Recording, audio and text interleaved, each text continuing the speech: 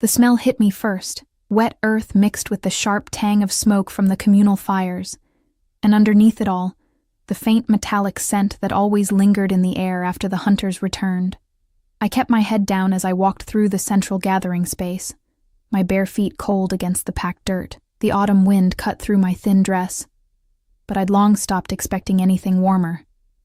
Omegas like me didn't get the thick furs or woven cloaks. We got what was left after everyone else had taken their share. Tonight was the harvest moon gathering, a celebration that marked the peak of our pack's strength and prosperity. Everyone who mattered would be there.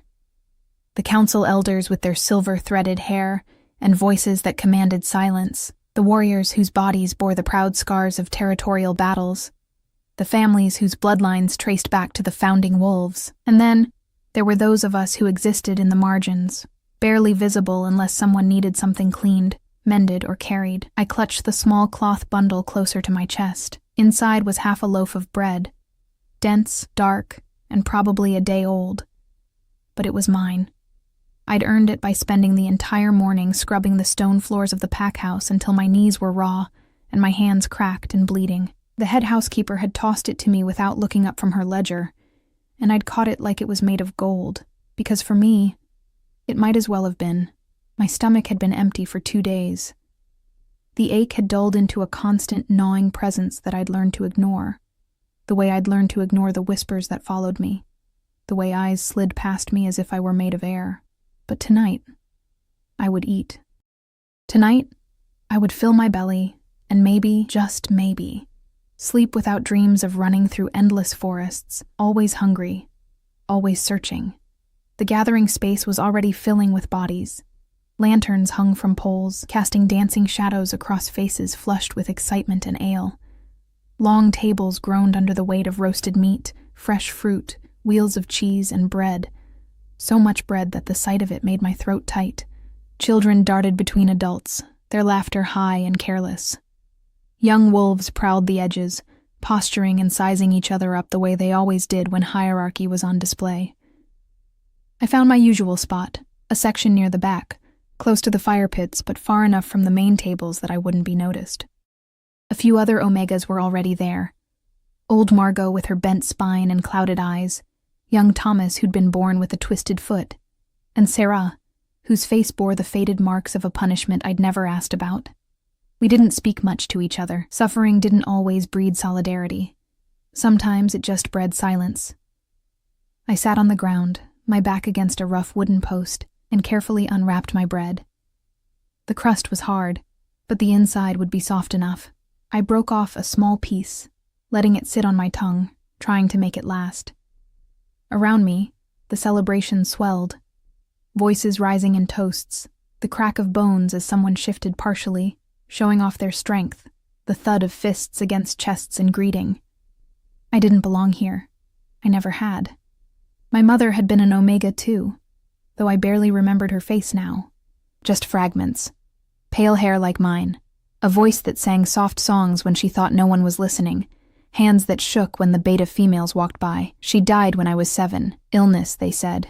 Though no one had bothered with a healer, Omegas didn't warrant that kind of expense. After she was gone, I'd been passed between households. Never wanted, never worth the food I ate or the space I took up.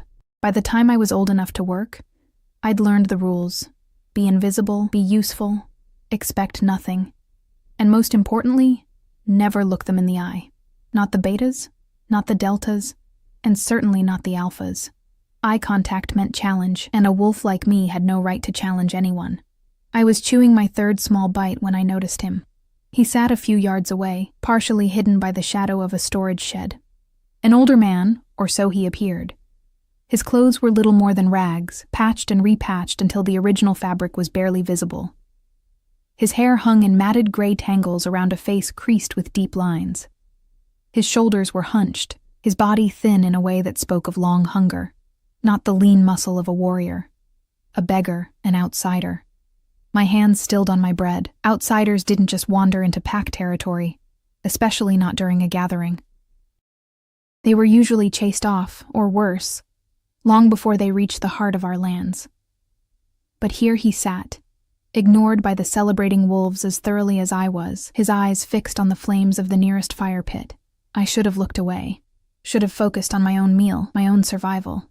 The bread in my hands represented everything I had, and sharing it would mean going hungry again. I'd learned that lesson over and over. No one would share with me, so why should I give away what little I had?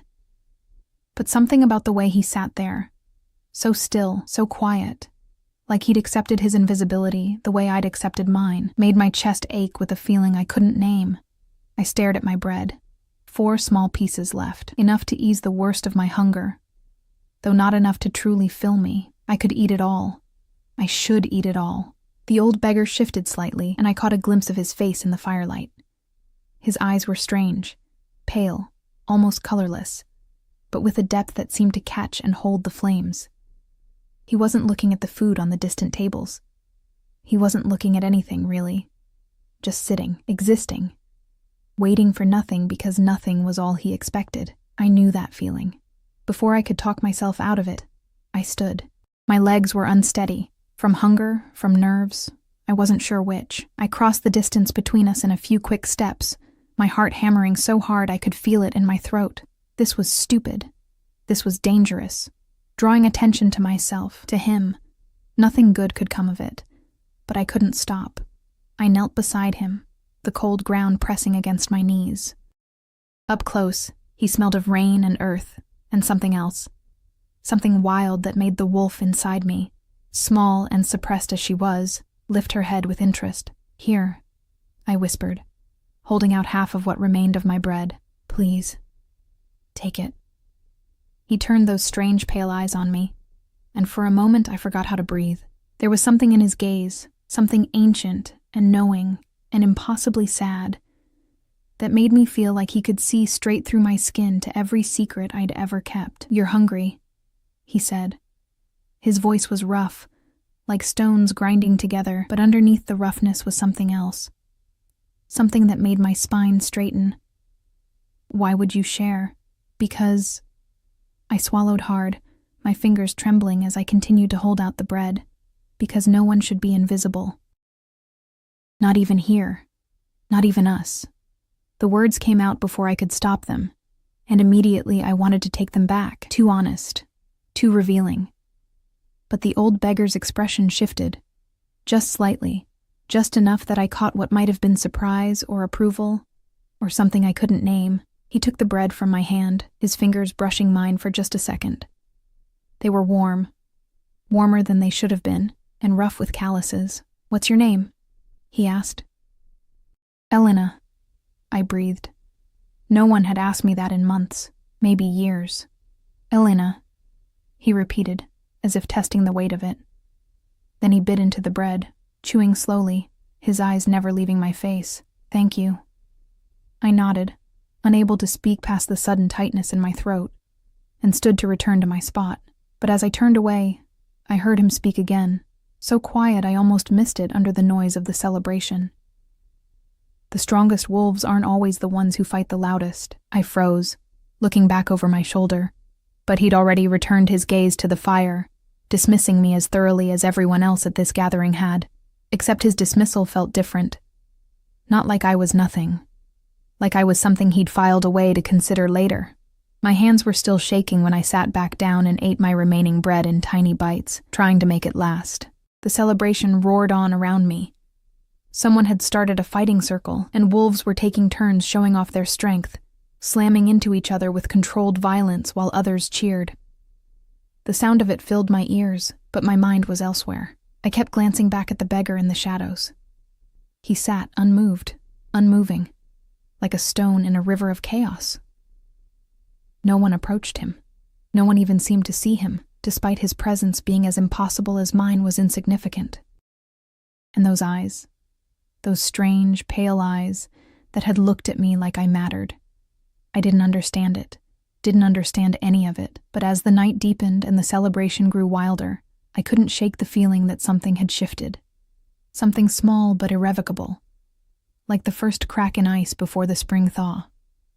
I didn't know then that the beggar wasn't what he seemed, that those pale eyes belonged to someone who could destroy our entire pack with a thought, Someone who'd walked into our territory wrapped in rags and humility to test the hearts of his wolves. I didn't know that sharing my bread would change everything. All I knew was that for the first time in longer than I could remember, someone had looked at me and seen a person. Not an omega. Not a burden. Just me. And that was enough to make my chest feel too full and too empty all at once. The fire crackled. The celebration roared. And in the shadows, the beggar watched with ancient eyes as I finished my meager meal and wondered why my hands wouldn't stop trembling. I woke the next morning to the sound of raised voices and the heavy tread of boots on wood. My sleeping space, a corner of the storage room behind the packhouse kitchens, was cold enough that I could see my breath in the dim light, filtering through the gaps in the walls. I'd slept poorly, my dreams full of pale eyes and questions I couldn't answer. The voices grew louder, angry, urgent. I pulled myself up from the thin pile of straw and moth-eaten blankets that served as my bed, my body protesting every movement. My muscles ached from yesterday's work, and my stomach had already begun its familiar empty complaint. I pressed my hand against it, willing the hunger to quiet, and moved toward the door. Can't just let outsiders wander in during a sacred gathering. The voice belonged to Silas, one of the senior enforcers. His tone carried the sharp edge of someone used to being obeyed. It's a breach of protocol, of security. What if he was a spy? What if... He was an old beggar, another voice interrupted. Garrett, the head of the warrior contingent. Harmless. He left before dawn. No one even spoke to him. Someone did. The words dropped into the conversation like stones into still water, and everything went quiet. I froze with my hand on the door handle, my heart suddenly racing. What? Silas again, his voice dropping to something dangerous. Thomas saw one of the Omegas approach him. Give him something. Food, probably. Garrett sounded bored, but there was an undercurrent of something else. Contempt, maybe. You know how they are. Sentimental. Stupid. My blood turned to ice. Which Omega? Does it matter? Deal with it however you want. I have real security concerns to address. Footsteps, moving away. And then Silas's voice, closer now, calling out to someone. Find out which one. Bring them to the council room. Now. I stumbled back from the door, my mind racing. They knew. Someone had seen me. And now they were coming. The punishment for giving pack resources to an outsider without permission was severe. I'd seen it happen once, years ago. A young Delta male who'd offered shelter to a lone wolf passing through. They'd stripped his rank, beaten him in front of everyone, and exiled him for a month, and he'd been Delta. Valued. Useful. What would they do to an Omega who'd given away food she'd barely earned? My hands shook as I tried to think. Run?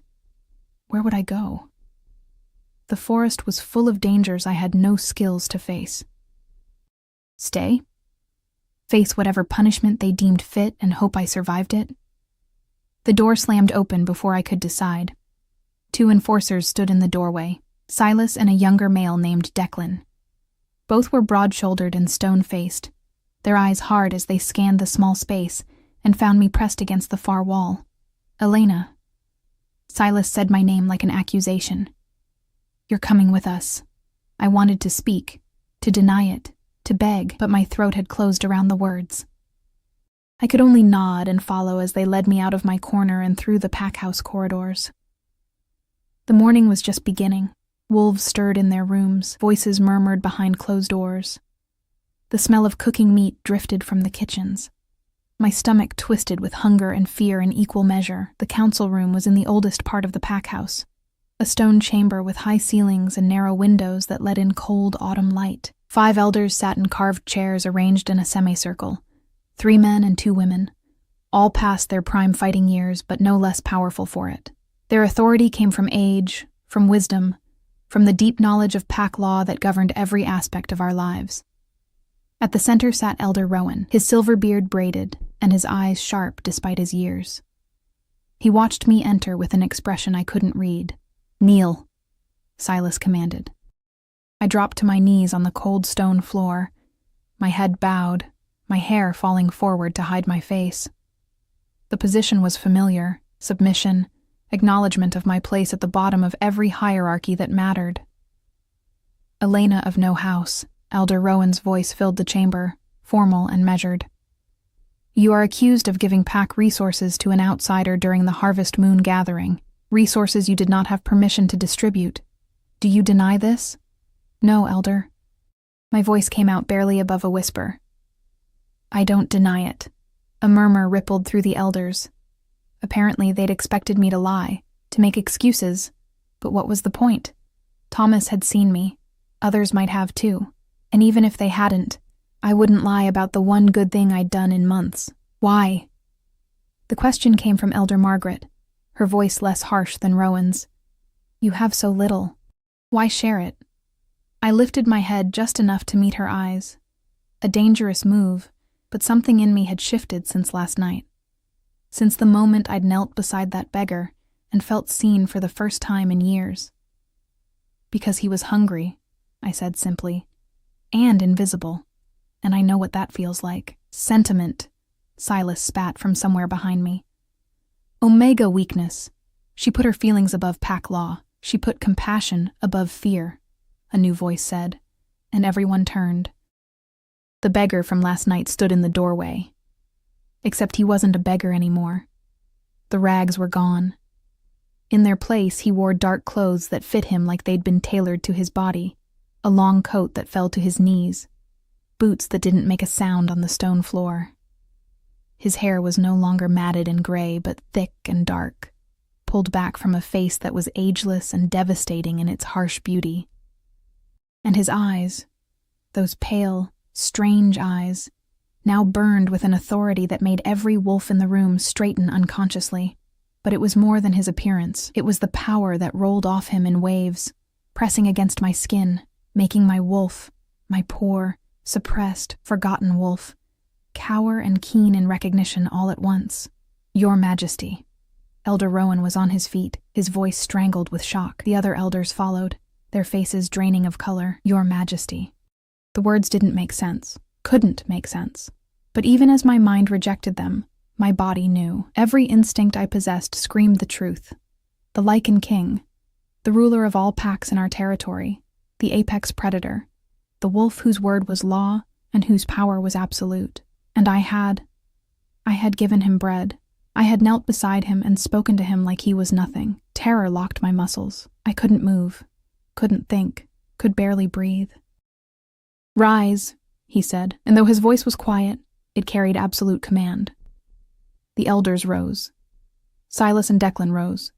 Even the guards at the door straightened like puppets on strings. Not you, the king said, and it took me a moment to realize he was speaking to the others. All of you out. I would speak with Elena alone. Your Majesty. Protocol demands. Elder Rowan began. Did I ask about protocol? The temperature in the room seemed to drop 10 degrees. Out. They left.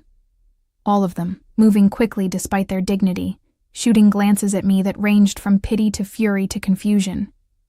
The door closed behind them with a heavy thud, and then it was just me, still kneeling on the cold stone floor, and the most powerful wolf in existence. Silence stretched between us like a living thing. Stand up, Elena, he said finally, his voice losing some of its edge. I forced my legs to work, though they shook so badly I wasn't sure I could stay upright. I kept my eyes on the floor, my head bowed, every submissive instinct I possessed, screaming at me not to challenge him. Look at me. It was the hardest thing I'd ever done. But I lifted my head and met his eyes.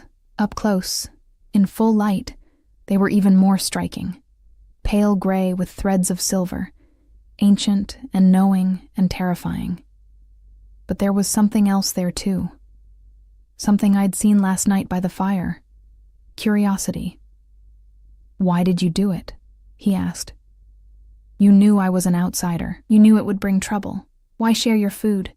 My voice cracked. I swallowed and tried again. I told you. No one should be invisible, even, especially, when they have nothing. You have nothing, he pointed out. By pack standards, you are nothing, and yet you gave half of what you had to a stranger. I gave it to someone who needed it more, I whispered. That's all. He was quiet for a long moment, studying me with an intensity that made my skin feel too tight. Then he moved closer, and I had to force myself not to step back. He stopped just a foot away, close enough that I could smell him. Pine and rain, and something wild and electric that made my wolf stir despite her fear. "Do you know why I come here in disguise?" he asked. "Why I walk among my packs dressed as a beggar?"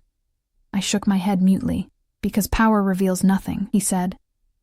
"When they see the crown, they see what they should do, what protocol demands, what fear dictates. But when they see weakness," his lips curved in something that wasn't quite a smile, "when they see weakness, I learn who they truly are." My heart was hammering so hard I thought it might break through my ribs. "I have visited 12 packs in the last 2 years," he continued. 12 territories during their most sacred celebrations. I sat in their gatherings, hungry and cold and invisible. And do you know how many wolves offered me even a scrap of food? I couldn't speak. Couldn't do anything but stare at him. "One," he said softly. "You."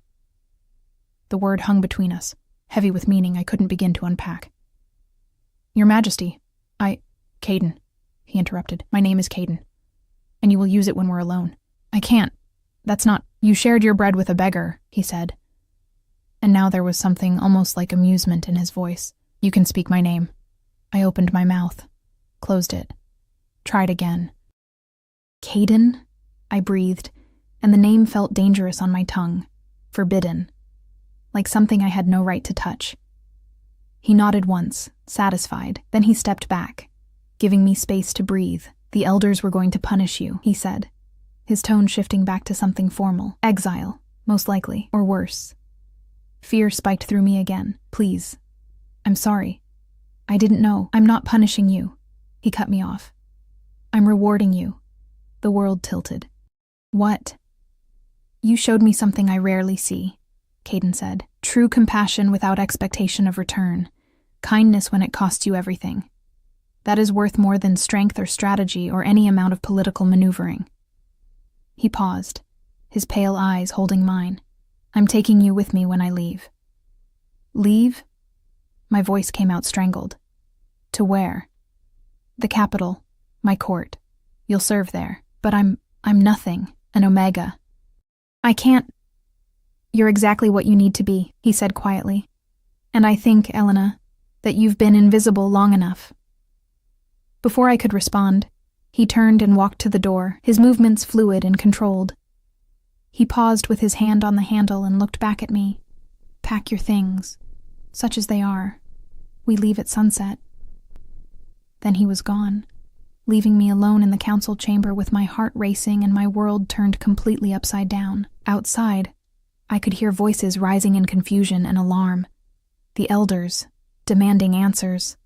Silas, arguing about protocol, but all I could think about was the way Caden had looked at me, not with pity, not with contempt, but with something that felt dangerously close to respect, and the terrifying, exhilarating realization that my life would never be the same. The journey to the capital took 3 days. I rode in a carriage, an actual carriage with cushioned seats and windows that kept out the wind, something I'd never experienced in my life. Caden traveled on horseback with his guards, a group of 6 wolves who'd been waiting at the border of our pack's territory. They were nothing like the enforcers I'd known. These were soldiers in the truest sense.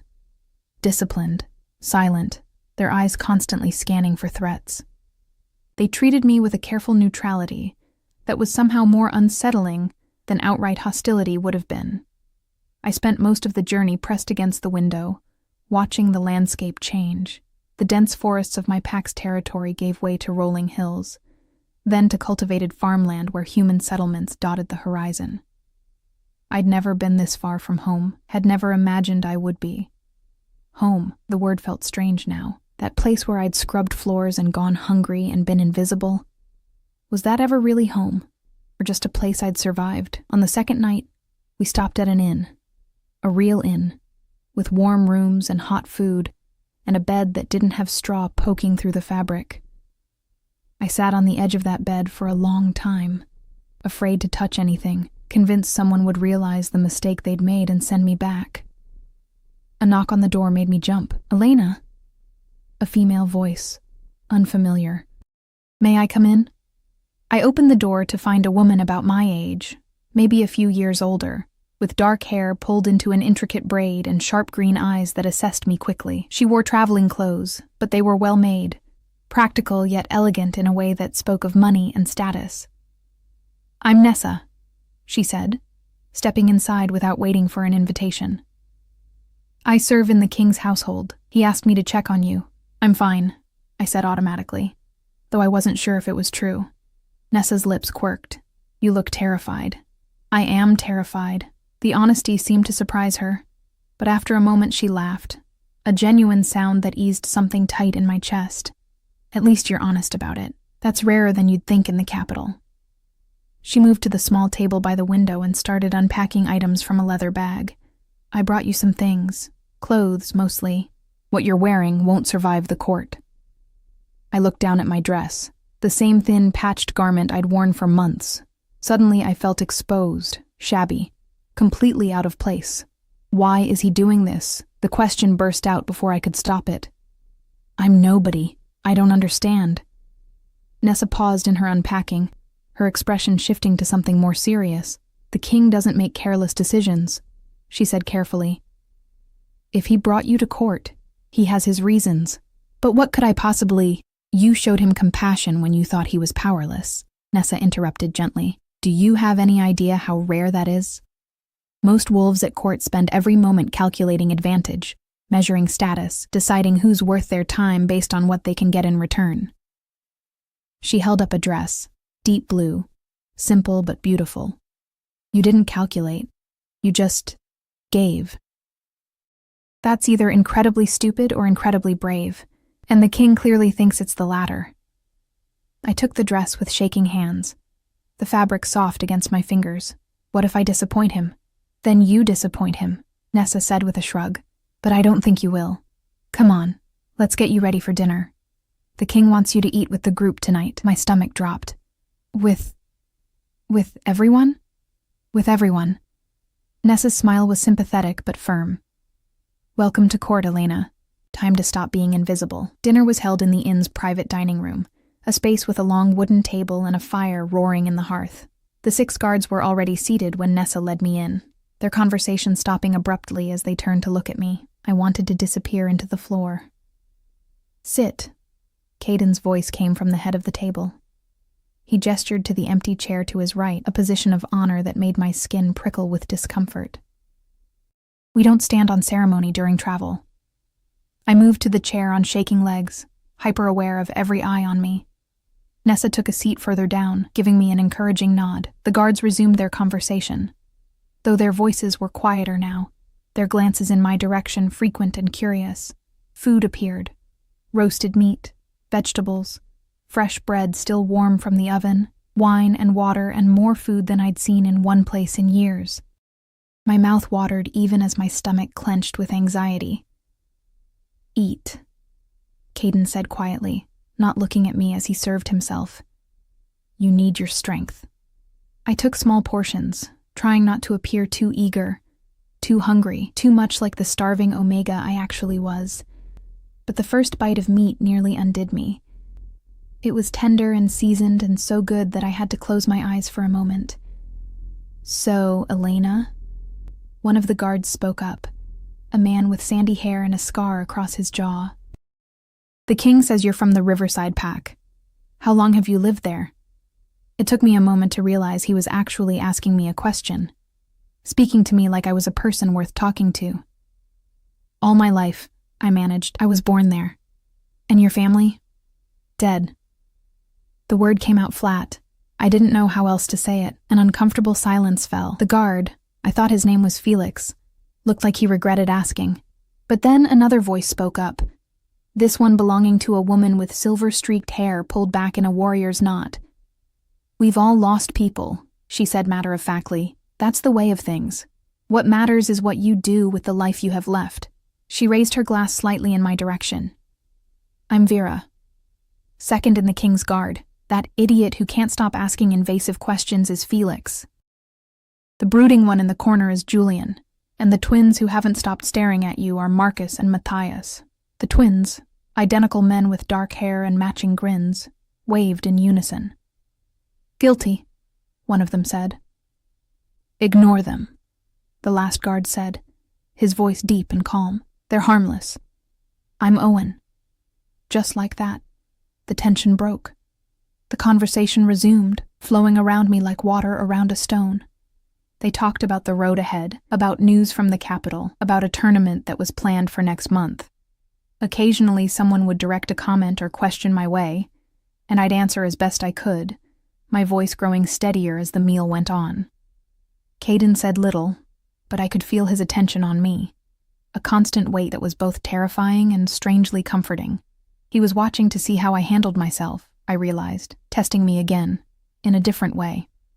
When the meal finally ended and people began to drift toward their rooms, Caden caught my wrist gently as I stood to leave.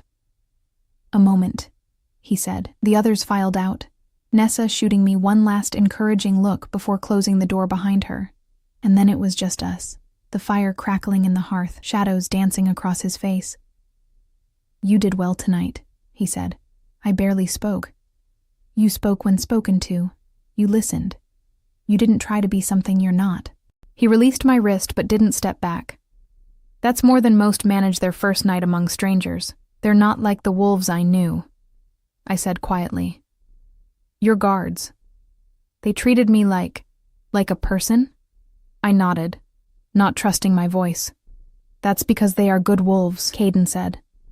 "Loyal, honorable, the kind who judge others by actions, not accidents of birth." He paused. "The capital will not be so kind. The court is full of wolves who will see your Omega status and assume weakness.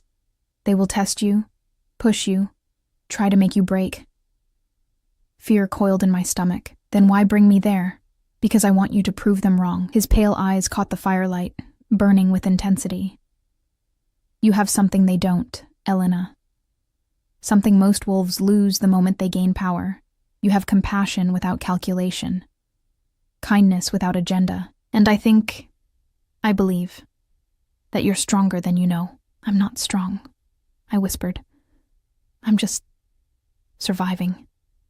Survival is its own kind of strength." He reached out slowly, giving me time to move away, and tucked a strand of pale hair behind my ear. The gesture was so unexpected, so gentle, that I froze. "You survived in a pack that saw you as worthless. You survived hunger and loneliness and cruelty. And you still had enough left in your heart to share your bread with a stranger." His hand dropped. "That's not weakness, Elena. That's power." I couldn't speak, couldn't think, could only stare at him and wonder how this was real, how any of this was happening. "Get some rest," he said, stepping back and breaking whatever spell had fallen between us. "We reach the capital tomorrow." I nodded and fled to my room, my heart racing, my skin still tingling where he'd touched me. The capital appeared on the horizon just after midday. I'd expected walls, high stone barriers like the ones that surrounded our pack territory. What I saw instead stole my breath. The city sprawled across the landscape like something from a dream. All white stone and soaring towers, with a river cutting through the center, and bridges arching over it like frozen rainbows. Buildings rose in elegant tiers, their roofs gleaming copper and gold in the sunlight. And at the very heart of it all, dominating everything, stood the palace. It was massive. Not just large, but impossibly, overwhelmingly huge. Spires reached toward the sky, flags bearing the royal crest snapped in the wind, and even from a distance I could see the gardens that surrounded it, green and lush despite the autumn chill. First time seeing it, Felix had ridden up beside my carriage, his expression amused. "Yes," I breathed. "It's terrifying, magnificent. Both, he laughed. "That's the right answer. Welcome to the seat of power, Elena. Try not to let it eat you alive." The city swallowed us as we entered through gates flanked by guards in ceremonial armor. People filled the streets, more people than I'd ever seen in one place. Humans and wolves mixed freely. Merchants called out their wares. Children ran between carts and horses, and the noise was overwhelming. Smells assaulted me from every direction. Baking bread, horse manure, perfume, smoke, spices I couldn't name. We moved through it all in a bubble of space that opened before us and closed behind us. People noticed the royal crest on the carriage and the guards' uniforms and moved aside quickly, their faces a mix of curiosity and respect and fear. The palace gates opened for us like jaws, and then we were inside, riding through courtyards so beautifully maintained they looked like paintings.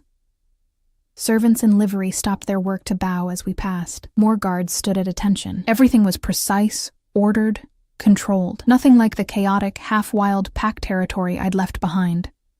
The carriage finally stopped in front of a set of wide marble steps, leading up to an entrance flanked by columns. Nessa appeared at my door before I could figure out how to open it, her expression sympathetic. "I know it's overwhelming," she said as she helped me out, "but you'll get used to it. Come on, I'll show you to your quarters." Quarters, not a storage room. Not a corner of someone else's space. Actual quarters. I followed her inside, through corridors so grand I felt like I was going to break something just by existing in them. We climbed stairs, turned down hallways, past rooms with doors open just enough to glimpse libraries, sitting rooms, chambers full of purpose I couldn't identify. Finally, Nessa stopped in front of a door and opened it. "This is yours," she said. I stepped inside and stopped breathing. It was a bedroom. A real bedroom with a real bed piled high with blankets and pillows. There was a window with glass panes overlooking the gardens. A wardrobe stood against one wall. A writing desk with paper and ink. A rug on the floor that looked softer than anything I'd ever touched. And in the corner, a small sitting area with chairs arranged around a fireplace. "This can't be for me," I whispered. "It is." Nessa moved past me to open the wardrobe, revealing dresses already hanging inside. "The king's orders. You're to have everything you need to function at court." She turned to look at me, her expression serious. "Elena, I need you to understand something. This isn't charity. The king doesn't do charity. He brought you here for a reason, and until you figure out what that reason is, you need to be careful. Very careful." "Careful of what?" "Of everyone," Nessa said bluntly. "The court is full of wolves who would use you to get to the king, or hurt you to hurt him, or simply destroy you because they can. Trust no one until they've proven themselves worthy of it. And even then, trust slowly." Fear threaded through me again, cold and sharp. "I don't know how to survive in a place like this." "Yes, you do," Nessa said firmly. "You survived in a pack that hated you. You survived starvation and cruelty and being treated as worthless. This is just a different kind of survival." She moved toward the door. "Dinner is in 3 hours. Someone will come to escort you. Wear the green dress. It'll suit you. And Elena?" She paused at the threshold. "Remember what the king saw in you. Hold on to that." Then she was gone, and I was alone in a room too beautiful to be real, staring out at gardens I'd never dreamed of seeing, wondering how I'd gone from invisible to this in the span of 3 days. Outside my window, the sun began its descent toward the horizon, painting everything gold. And somewhere in this massive palace, Caden was preparing to reintroduce me to his court, to wolves who would judge me, test me, and decide whether I deserved to exist in their world. I pressed my hand against the cool glass and tried to remember how to breathe. The green dress fit perfectly, hugging my waist before flowing down in soft layers that brushed against my ankles. I'd never worn anything like it. The fabric was fine enough to make me afraid to move, afraid I'd somehow damage it just by breathing. Nessa had returned an hour before dinner to help me prepare, her hands quick and efficient as she arranged my pale hair into something resembling elegance. "You look terrified," she observed, stepping back to examine her work. "I am terrified." "Good. Fear will keep you sharp." She handed me a small pair of earrings, simple silver hoops. "But don't let them see it. At court, showing weakness is like bleeding in front of sharks." My hands shook as I put on the earrings. "What if I can't do this?" "Then you fail, and the king sends you back." Nessa's voice was matter-of-fact, but not unkind. "But I don't think you will. You've already survived worse than a room full of pompous wolves in fancy clothes." A knock at the door interrupted us. Owen stood in the hallway, dressed in formal guard uniform that made him look even more imposing than usual. His expression softened slightly when he saw me. "Ready?" he asked. No, I would never be ready. But I nodded anyway. The walk to the great dining hall felt like a march to execution. My heart hammered against my ribs, and I had to concentrate on keeping my breathing steady. Owen didn't speak, but his presence beside me was oddly reassuring. Solid, calm, unshakable. We stopped in front of massive double doors carved with intricate designs of wolves in various forms. I could hear voices on the other side, conversation, laughter, the clink of glasses. So many voices. One thing, Owen said quietly, and I looked up at him. The king sits at the head of the table. He's placed you 3 seats to his right. That's a position of favor, and people will notice. They'll assume things, that you're his lover, his spy, his pet project. Let them assume. Don't explain yourself unless directly asked by the king himself. Why would he put me in a position of favor? I whispered. I'm nobody. You're whoever the king says you are, Owen replied, and he says you belong at his table. That's all that matters. He reached for the door handles. Keep your head up. Remember, you have as much right to be here as anyone else. The doors opened. Sound washed over me. Dozens of conversations happening at once. The scrape of chairs. Servants moving between tables with wine and platters of food. The hall was enormous, lit by chandeliers that cast warm light over everything. Long tables filled the space, and at the very end, elevated slightly on a dais, sat the high table. Every eye in the room turned toward us. The conversations didn't stop exactly, but they shifted, voices dropping, attention focusing on me even as people pretended not to stare. I felt their gazes like physical touches, assessing, judging, categorizing. Omega. The realization rippled through the room, silent, but undeniable.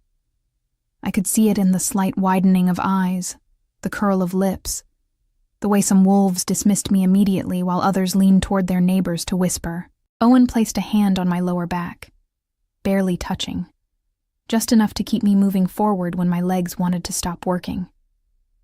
We walked the length of the hall, and it felt like miles. Every step brought me closer to the high table where Caden sat, watching our approach with an unreadable expression.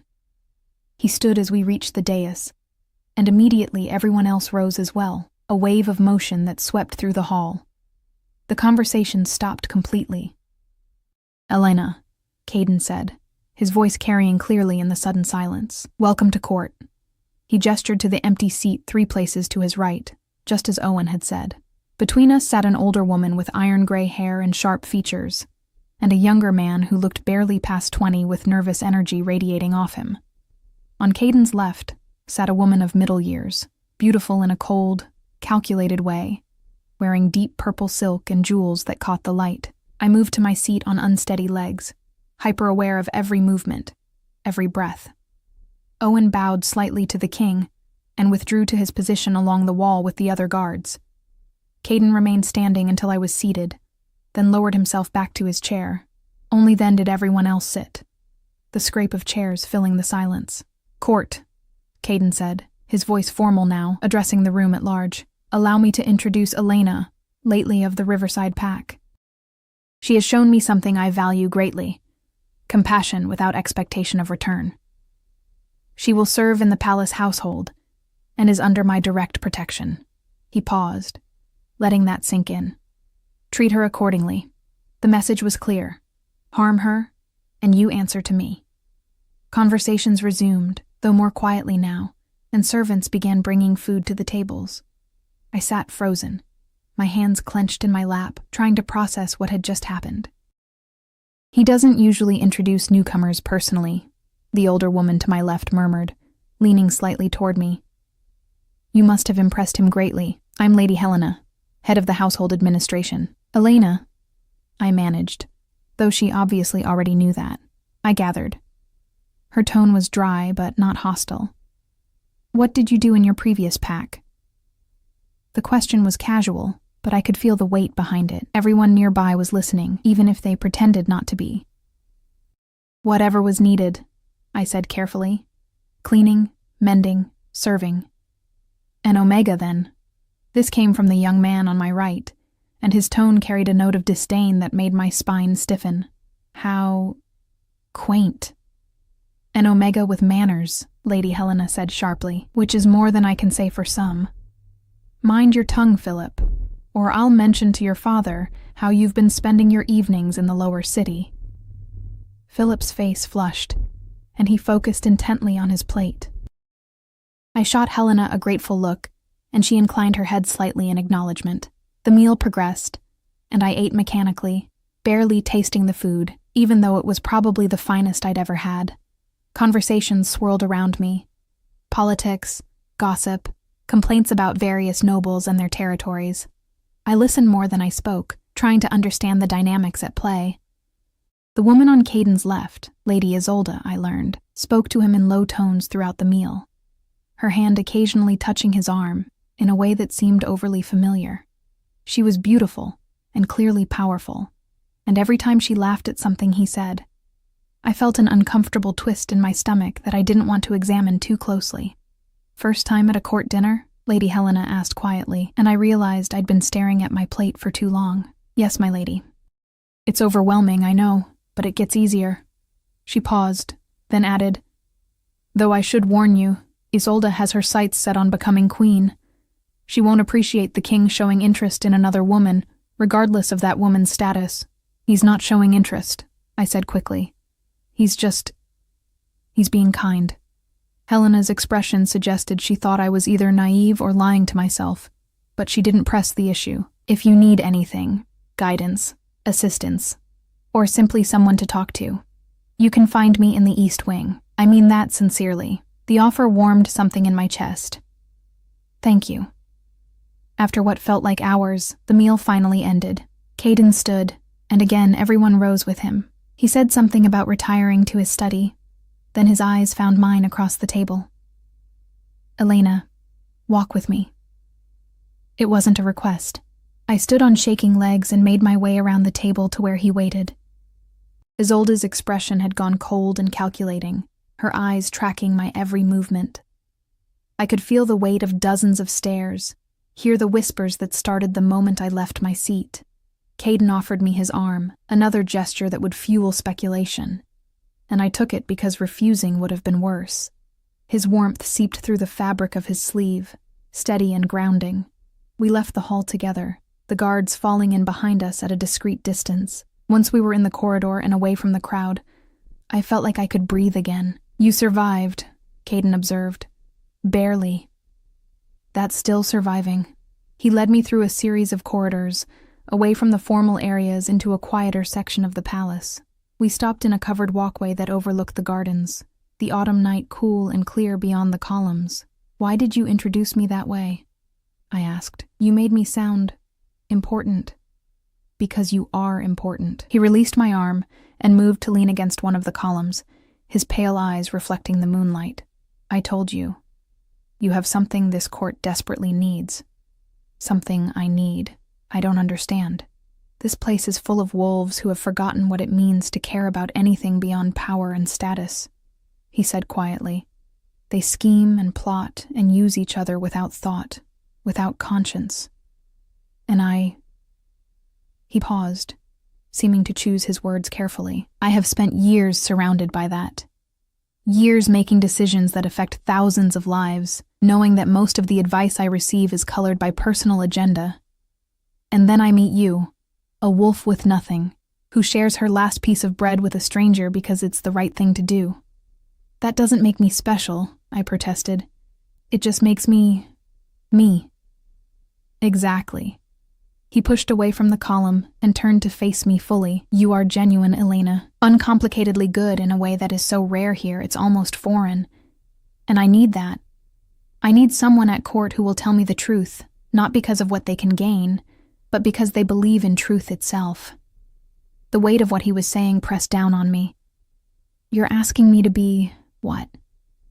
Your conscience? I'm asking you to be yourself, he said. To stay exactly as you are, even when this place tries to change you. Even when it would be easier to become like them. He stepped closer, and suddenly the air felt charged. Can you do that? I should have said no. Should have told him I wasn't strong enough, wasn't brave enough, wasn't anything enough.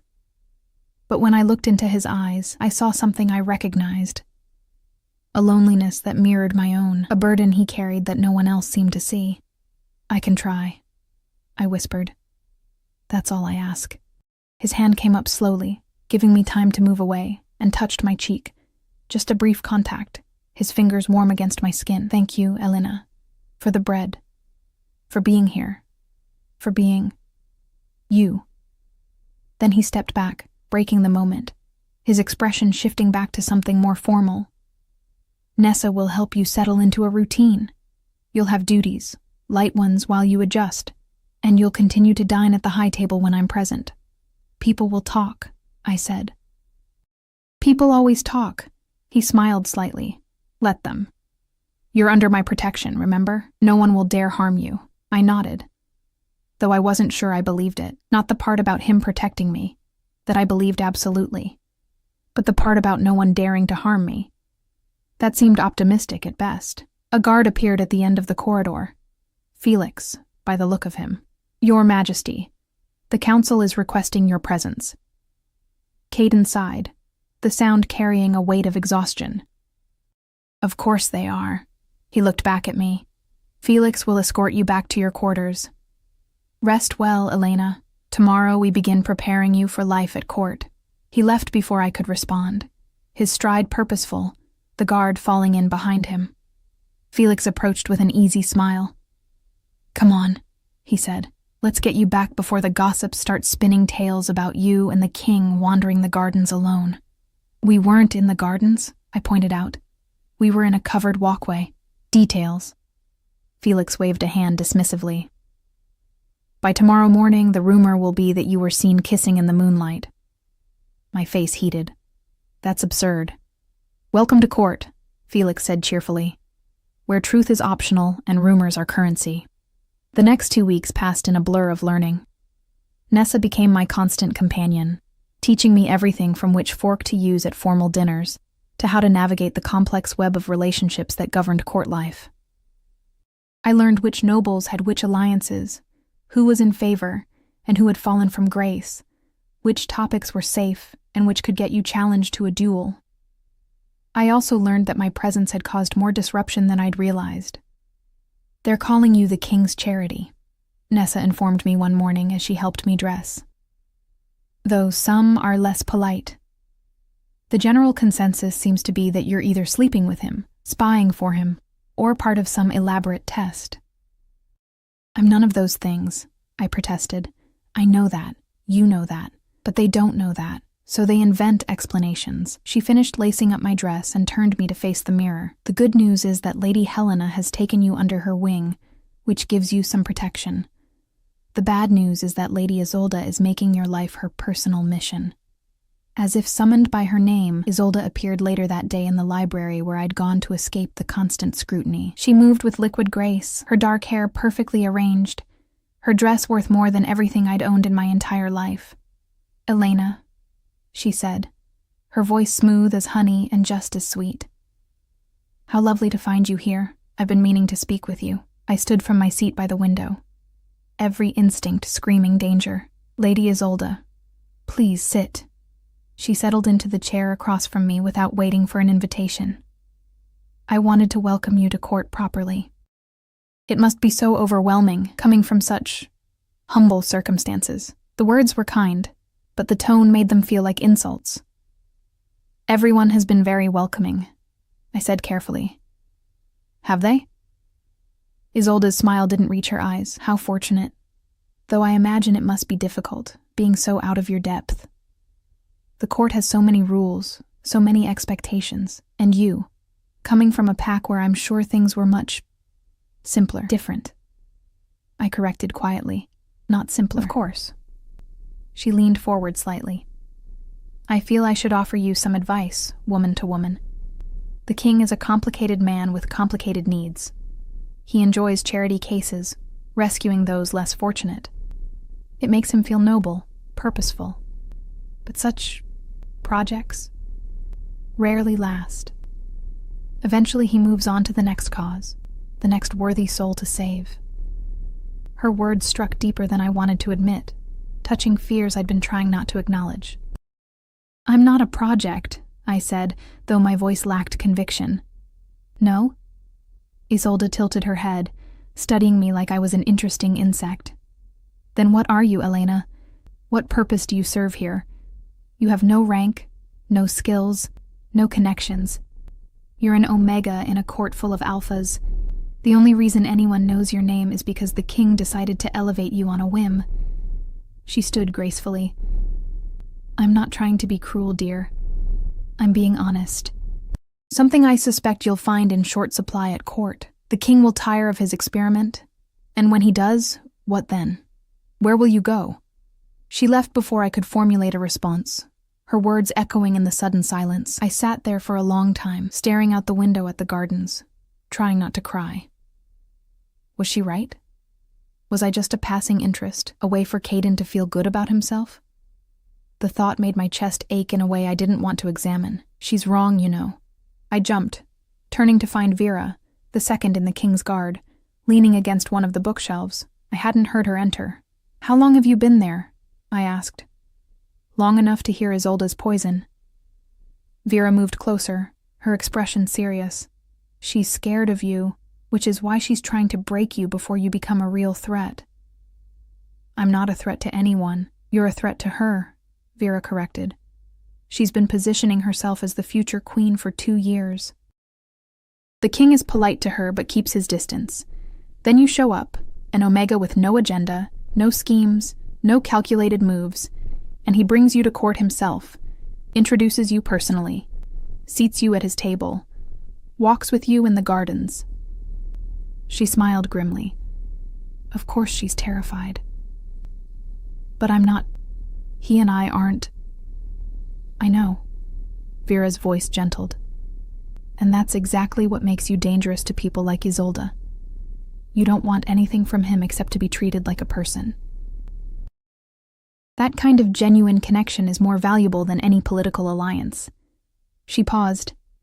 The king doesn't make careless decisions, Elena. If he brought you here, it's because he sees something in you worth protecting, worth keeping close. Don't let vipers like Isolde convince you otherwise. After she left, I remained in the library, thinking about her words, about Caden's words, about everything that had happened since that night I'd shared my bread with a beggar who turned out to be a king. I didn't understand what was happening between us. Didn't understand why he looked at me the way he did sometimes, like I was something precious and fragile. Didn't understand why his presence made me feel safer than I'd ever felt, even as it terrified me. But I did understand one thing. I didn't want to leave. Didn't want to go back to being invisible, worthless, forgotten. Whatever game the court was playing, whatever role Caden wanted me to fill, I would find a way to survive it. I had to. 3 months passed like water through cupped hands. Too fast, but somehow also achingly slow. I learned to navigate the court's treacherous currents, though I never became comfortable with them. Lady Helena continued her quiet mentorship, teaching me which battles to fight and which to let pass. Nessa became more than a guide. She became a friend, one of the few genuine connections I'd found in this place of masks and manipulation. The King's Guard accepted me with a casual ease that felt like family, though I was careful never to presume too much. And Caden remained an enigma. We spoke often, in corridors, in gardens, during quiet moments stolen between his endless responsibilities.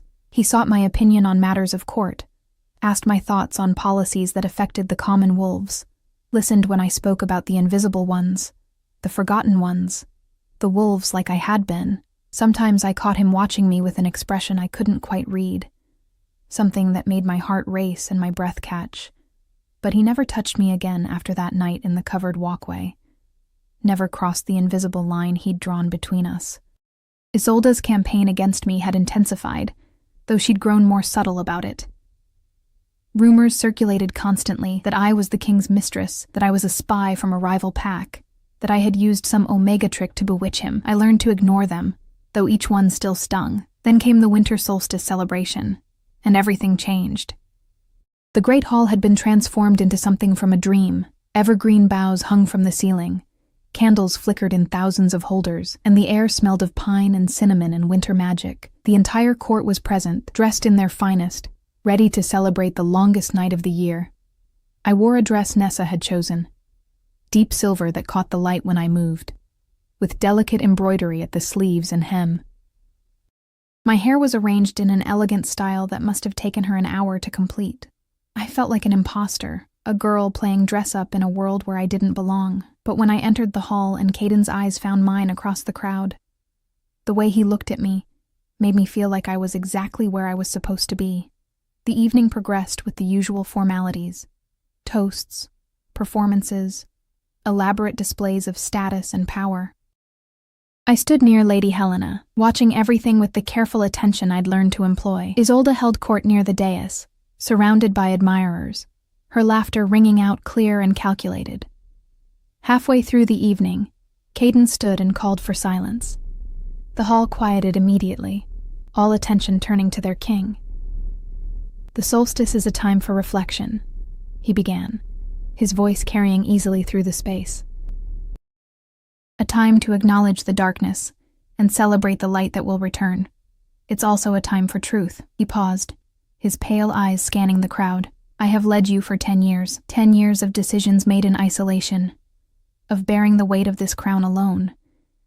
And in that time, I have learned that true strength isn't found in dominance or power. It's found in compassion, in genuine connection, in the courage to be vulnerable." Murmurs rippled through the hall. This wasn't the kind of speech they expected from their king.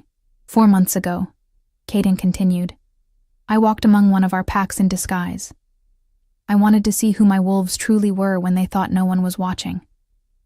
What I found," he smiled slightly, and I realized with dawning horror that he was looking directly at me. "What I found was a wolf who had every reason to be bitter, cruel, selfish. A wolf who had been given nothing and owed the world even less. And yet when faced with someone she thought was weaker than herself, she shared the only thing she had." My face burned as hundreds of eyes turned toward me. "Elena," Caden said, and his voice had gone soft, but somehow still carried to every corner of the hall. "Would you come here, please?" My legs moved before my brain could catch up, carrying me through the crowd that parted like water. Every step felt surreal, dreamlike. When I reached the dais, Caden held out his hand. I took it, and he drew me up to stand beside him, facing the assembled court. "I brought Elena here because she reminded me what I was fighting for," he said. "Not power, not territory, not political advantage, but the simple, fundamental belief that every wolf deserves dignity, deserves to be seen, deserves compassion." He turned to face me fully, still holding my hand. "You asked me once why I did this, why I brought you to court. The truth is I was lonely, surrounded by hundreds of wolves, and completely alone. And then you saw me, truly saw me, not the crown or the title, but the person underneath, and you offered me bread." Tears were threatening to spill over. I fought them back, hyper-aware of the audience, of Isolde's face gone white with shock and fury, of the whispers rising like a tide. "I'm not good at this," Caden continued, and there was something almost vulnerable in his expression. "I'm better at strategy than emotion, better at decisions than declarations. But I know this. You have become essential to me. Your presence, your perspective, your unfailing kindness. Even when this court has given you little reason to be kind, you challenge me to be better, to see beyond the politics, to the wolves who need their king, to care about more than power." "Caden," I whispered, and I didn't care that I'd used his name in front of everyone. "What are you doing?" "Telling the truth." He released my hand only to cup my face gently, his thumb brushing away a tear I hadn't realized had fallen. "I'm not asking you to be my queen. Not yet. Not until you're ready for that weight. But I am asking if you'll stand beside me. As my partner. My equal. Your mate," I finished, the word tumbling out before I could stop it. His smile was like sunrise. "Yes, if you'll have me." The hall erupted in chaos, gasps, shouts, protests. I heard Isolde's voice rising above the others, sharp with fury. Heard council members objecting, guards trying to restore order, but it all faded to background noise because Caden was looking at me like I was his entire world, waiting for an answer. "I'm an Omega," I said. though it was the stupidest possible response. I have no status, no power, nothing to offer you. You have yourself, he replied simply. That's everything. The court will accept what I tell them to accept. His voice hardened slightly, the king showing through. You taught me that compassion is strength, Elena. Let me teach you that you are worth every fight I'll have to wage to keep you by my side. I thought about the girl I'd been 4 months ago. Invisible, forgotten, convinced she deserved nothing. I thought about the journey here, the terror and uncertainty, the slow unfurling of something I'd thought was dead inside me. I thought about every moment Caden had looked at me and seen a person worth knowing, worth protecting, worth loving. Yes, I breathed. Yes, I'll stand beside you. He kissed me then, in front of the entire court, his hands gentle on my face and his lips warm against mine. It was brief, chaste, entirely appropriate for a public declaration. But it was also a promise of protection, of partnership, of a future I'd never dared to imagine. When we parted, the hall had gone silent. Not the comfortable silence of agreement, but the stunned silence of wolves trying to process something they'd never expected. Anyone who has objections, Caden said, his arm sliding around my waist in a gesture of unmistakable possession, may voice them now. But know this, Elena is under my protection, my favor, and soon, when she's ready, she will be my acknowledged mate. That is not negotiable. That is not subject to council approval. That is simply truth. Lady Helena was the first to move, stepping forward with a smile on her weathered face. Then let me be the first to offer congratulations, Your Majesty, and Elena. Welcome to the family, such as it is. That broke the spell. Others moved forward, some genuine, some clearly forcing themselves, all of them adapting to this new reality. Vera clasped my shoulder with a warrior's grip and a proud smile. Felix and the other guards bowed with obvious approval. Even Owen, usually so stoic, looked pleased. Isolde left without a word, her face a mask of rage and humiliation. Several others followed her, wolves who'd been counting on her future power, or who genuinely believed an Omega had no place beside the king. But more stayed. More chose to accept, to adapt, to see what this strange new arrangement might bring. The weeks that followed were difficult. There were challenges, political, social, personal. Council members who tried to undermine my position, nobles who tested my resolve, wolves who whispered that I'd seduced their king through some Omega magic. But Caden stood firm, and slowly, grudgingly, the court bent to his will. Lady Helena took me under her wing more formally, teaching me statecraft and governance. Nessa remained my closest friend, helping me navigate the social complexities I still found overwhelming. The guards became my protectors in truth, not just in name. And Caden courted me with a patience that made my heart ache. He never pushed, never demanded, just offered himself, his time, his thoughts, his dreams for the future. We walked in the gardens, talked for hours about everything and nothing, learned each other's wounds and hopes and fears.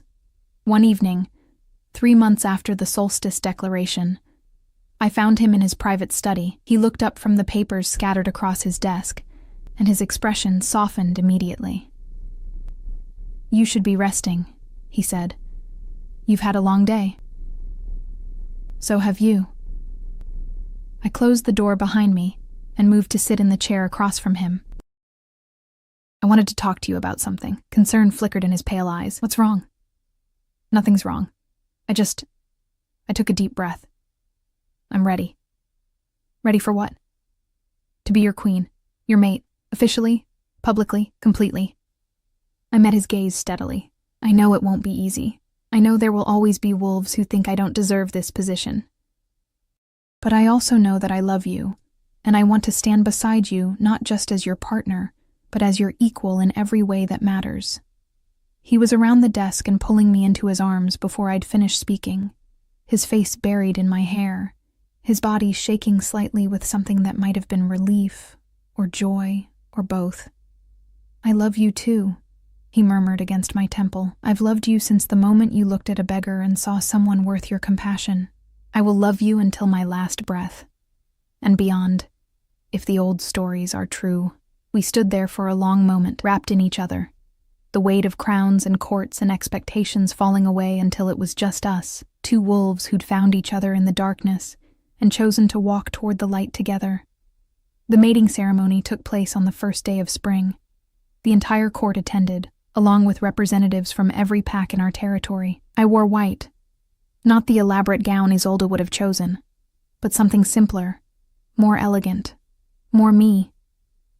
My pale hair was loose around my shoulders, flowers woven through it by Nessa's careful hands. Caden met me at the altar dressed in traditional ceremonial clothes, his expression solemn but his eyes warm. When he took my hands, I felt the rightness of it settle into my bones.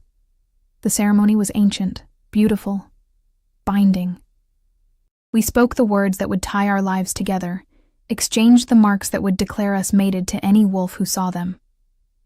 When it was done and Caden kissed me, the crowd erupted in cheers, not all of them enthusiastic, but enough.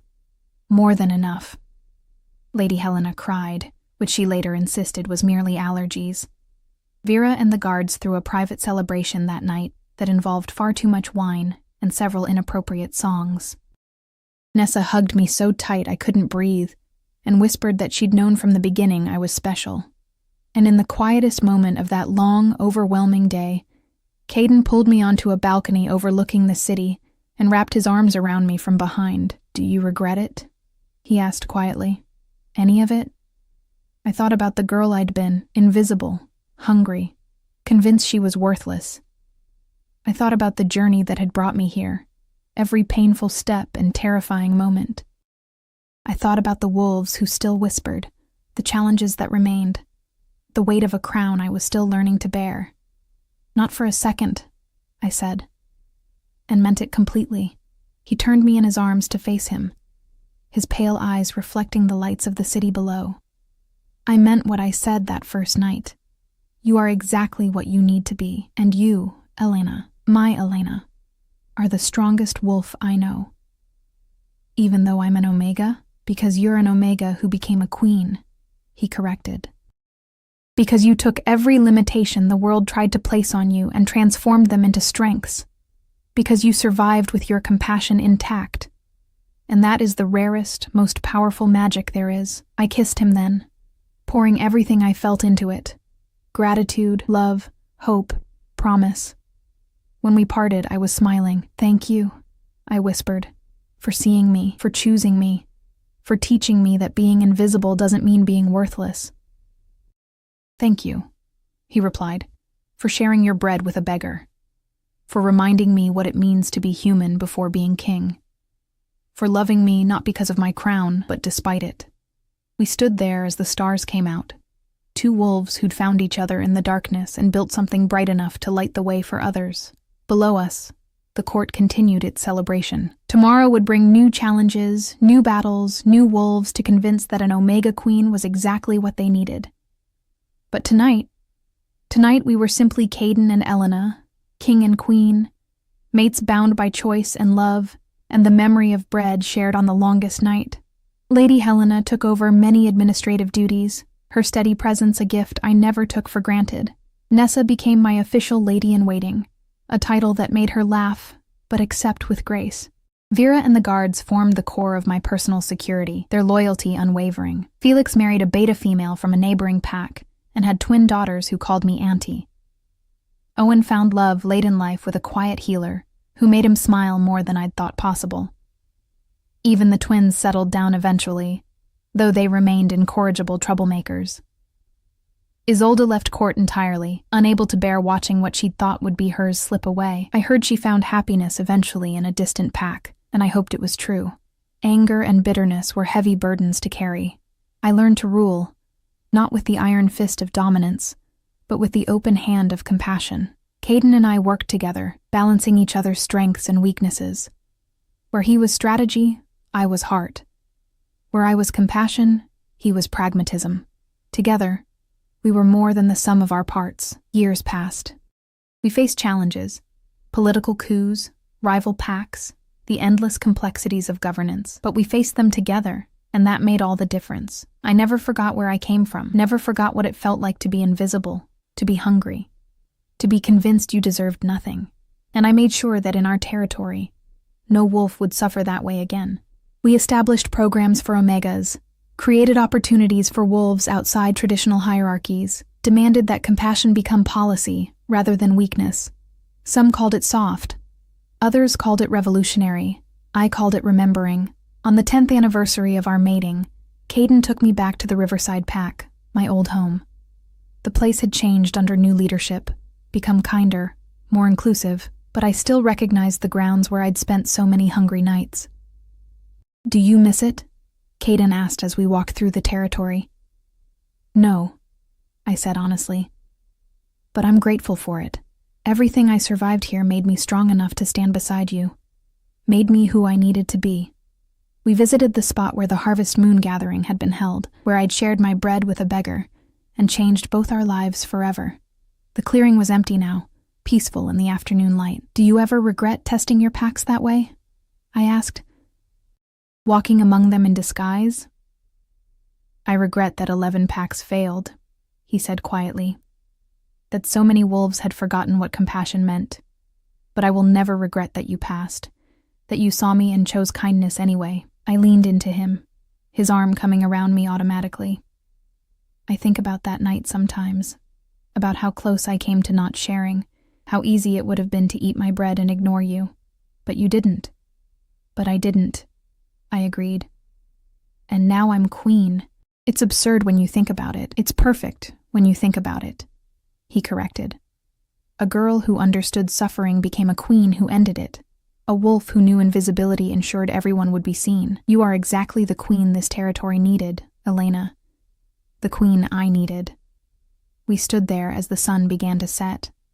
Two wolves who'd found each other in the darkness and built a kingdom on the foundation of shared bread and genuine kindness. And somewhere in the evening breeze, I could almost hear the whispers of every invisible wolf who'd come before me, every forgotten omega, every wolf who'd been told they were nothing.